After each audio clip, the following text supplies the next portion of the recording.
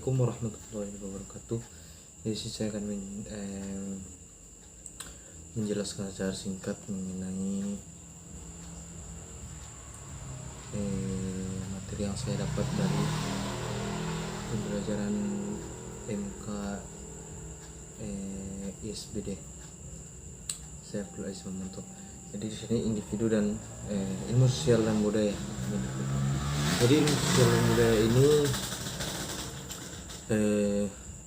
mengenai kelakuan orang atau sebagainya dari bertujuan untuk gerakan individu, keluarga, masyarakat, dan sebagainya. Ilmu sosial dan budaya mengenai psikis. Psikis yaitu berupa gerakan fisik.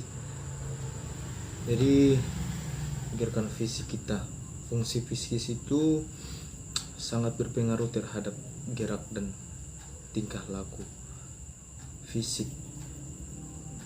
Jadi tingkah laku dan perbuatan individu merupakan refleks psikisnya, sedangkan tingkah laku fisik dan perbuatan individu berpengaruh pada psikis. Jadi lebih tepatnya psikis ini adalah gerakan tubuh kita. Dan psikis ini tidak bisa dilihat oleh mata, tapi bisa dirasakan. Oke. Jadi baru kemudian keluarga yang artinya ini keluarga terbentuk karena melalui persekutuan individu, hubungan darah dan perkawinan atau hubungan darah atau adopsi begitu. Manusia membutuhkan orang lain untuk hidup. Jadi dalam keluarga ini, jadi untuk ikatan lah, dikatakan keluarga adalah ikatan yang tergolong dari kecil, dari lahir sampai kita berpisah gitu, atau mengalami kematian. Jadi keluarga ini adalah ikatan yang erat, keluarga. Jadi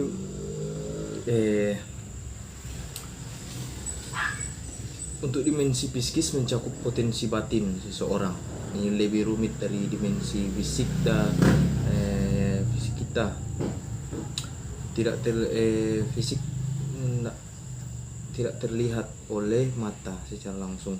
Potensi batin adalah inteligasi, kecerdasan seseorang dalam menyikapi sesuatu. Ada 3 inteligasi: intelektual, emosi, dan spiritual. Jadi kesimpulannya, jadi kita sebagai individu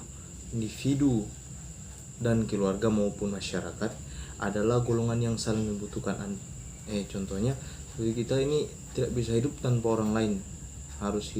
Kita bisa hidup dengan bantuan orang lain.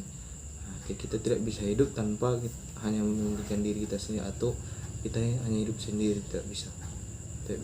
Jadi manusia atau individu, keluarga, masyarakat itu saling membutuhkan dalam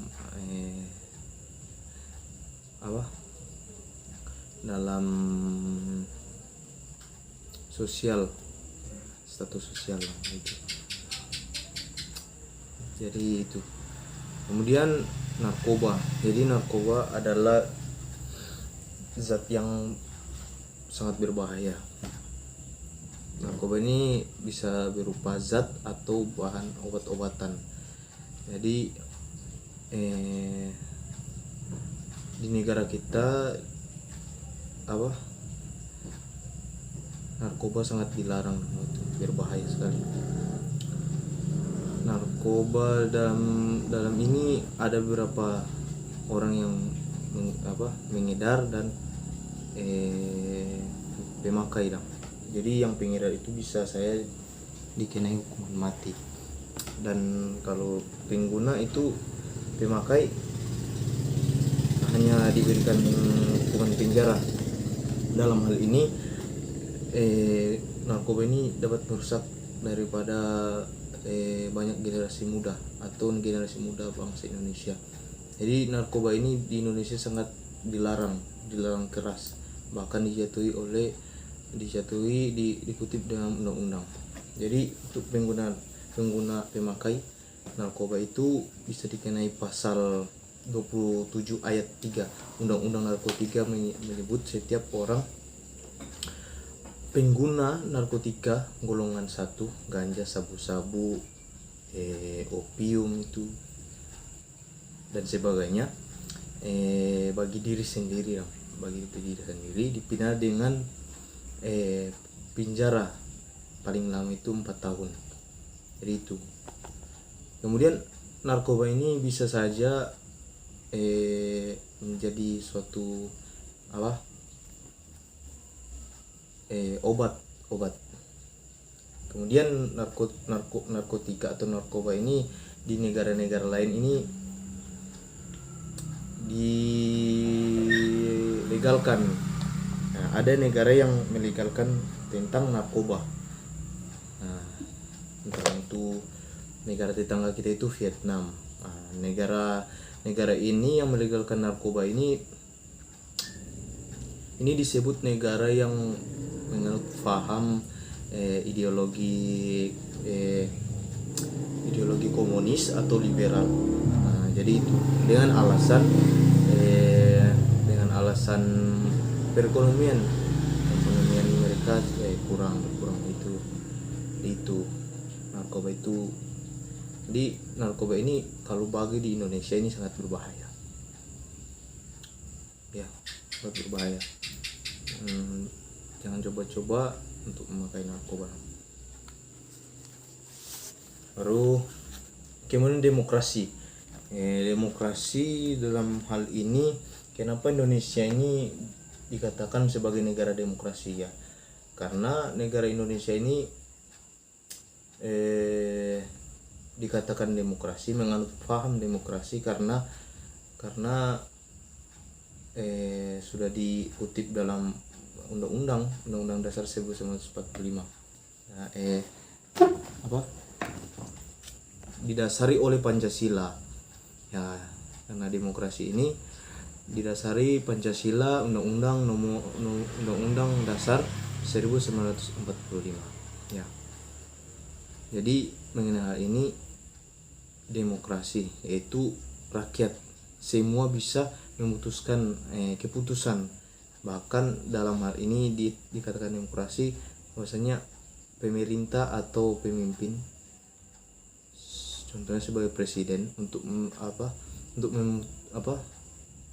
membuat keputusan itu harus mewakili melalui daripada keinginan rakyat.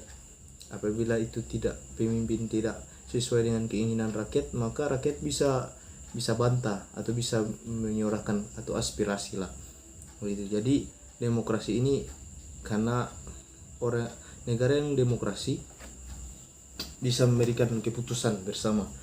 Nah, maupun dia pemerintah, rakyat biasa, semua bisa mengambil keputusan. Jadi pemerintah tidak bisa memberikan keputusannya sendiri, harus disetujui oleh rakyat. Tapi dalam hal ini dengan seiring perkembangan zaman, pemerintah sudah tidak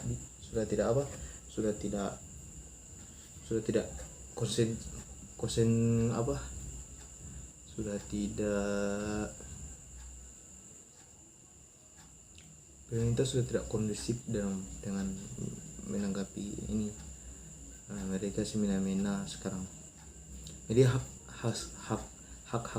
asas demokrasi dari rakyat, oleh rakyat, dan untuk rakyat.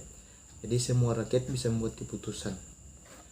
Nah, apabila asas demokrasi ini dijalankan, maka Indonesia itu sudah ada korupsi gitu, sudah ada pencurian, semua penyalahgunaan dana desa tidak ada.